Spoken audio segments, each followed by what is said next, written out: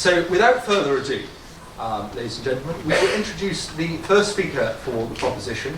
I call upon Dr. James Koranyi.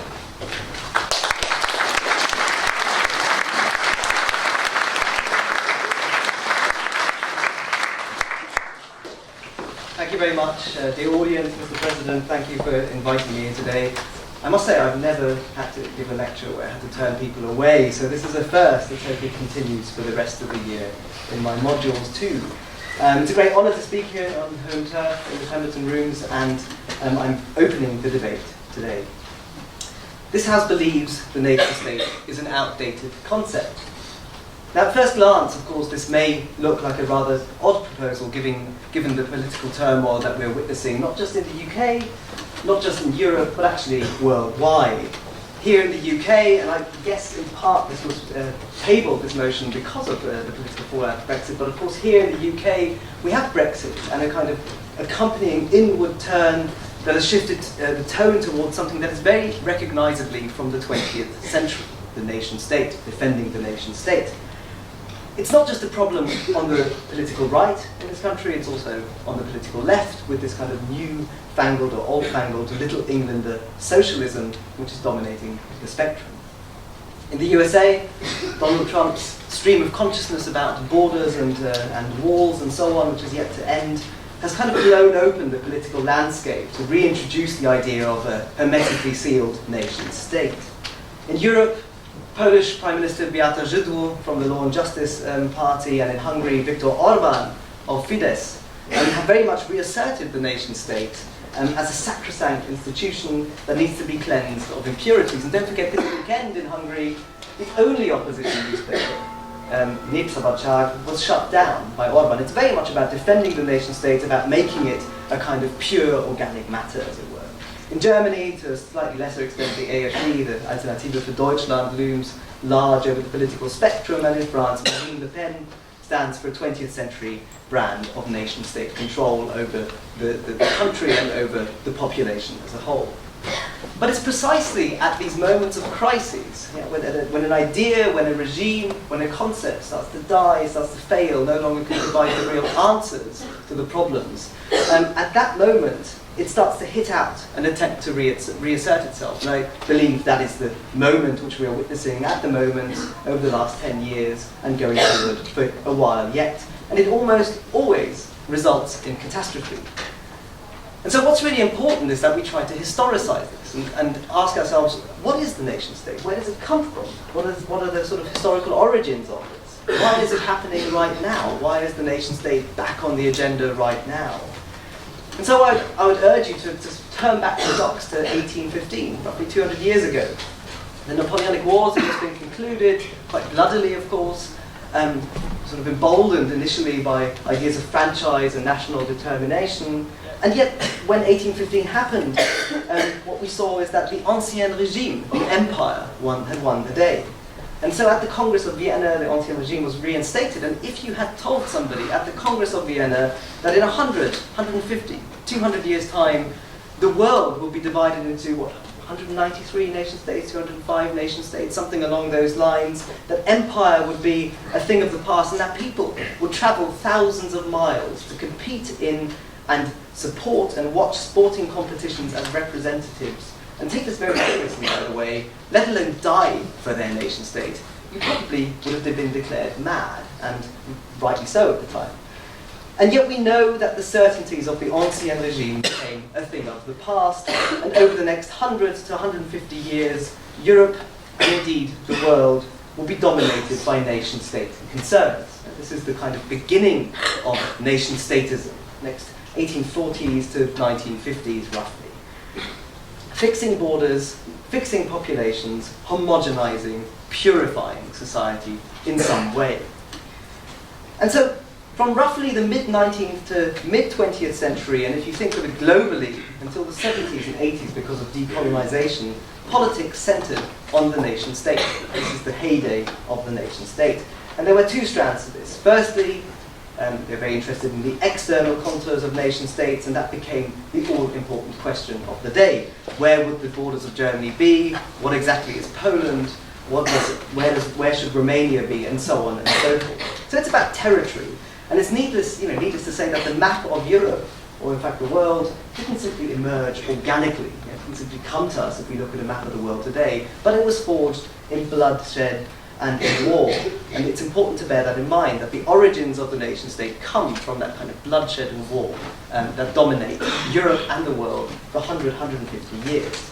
But it's the second part which is really interesting, namely the internal makeup of nation states, and that was far from settled. The presence of minorities, of nonconformists, of nationally apathetic groups, of the illiterate, of the vernacular, they were all seen as problems that needed modernizing, reforming, expelling, and in the end, purging.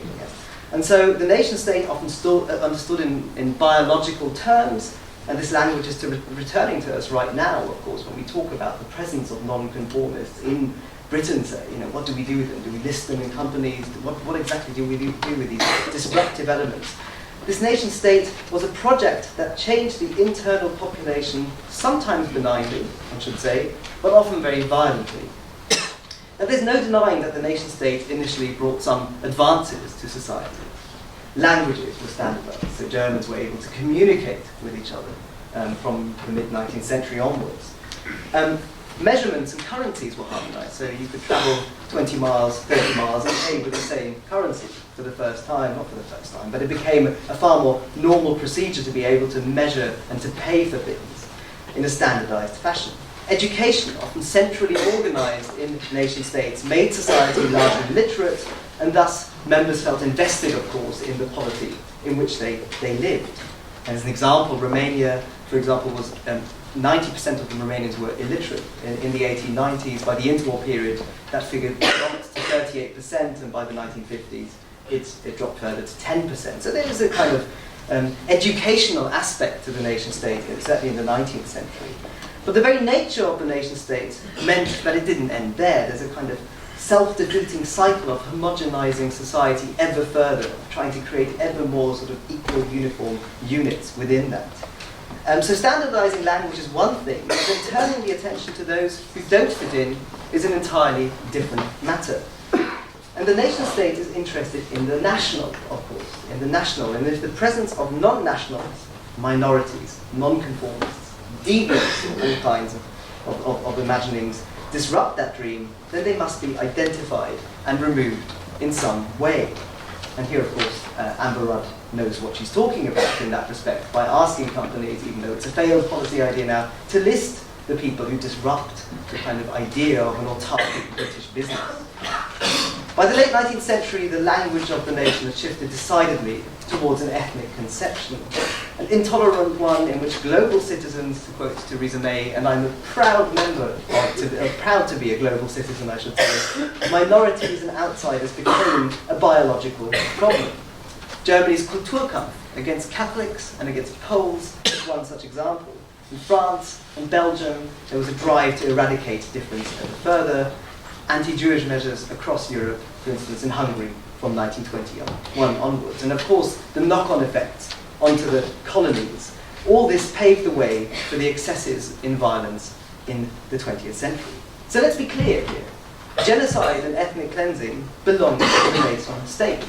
The catastrophes of state socialism in East Central Europe also, in part, belong to the nation state, with its emphasis on borders, on defensiveness, and on conspiracies from out with and within.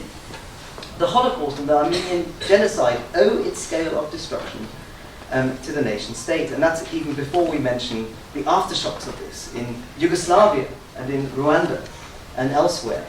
And it's no coincidence that the most peaceful times came at a time when the nation state was weak, when there was talk about transnational, international cooperation, even during the Cold War. Yeah? So there is a clear a narrative to be told there. The stronger the nation state, the more violent and exclusionary a society becomes. But it's not just this genocidal reflex, as it were, that invalidates the nation state, as if that weren't bad enough. But it's also this very function that it promises to improve the society they stand for. That very function no longer holds up today. We are living, better or for worse, in a period of intense globalization, of interconnections and so on and so forth. And so the petty problems of the nation state, worrying about your borders, worrying about the internal makeup of a small polity, were largely concluded by the 60s and 70s. And since then, we've witnessed a huge shift in international and transnational cooperation, competition, and trade. And so the way trade works nowadays, banking and so on and so forth, the new forms of communication, the internet, being able to communicate across borders and forge new communities, and it's still very nascent. This is not something that happens overnight.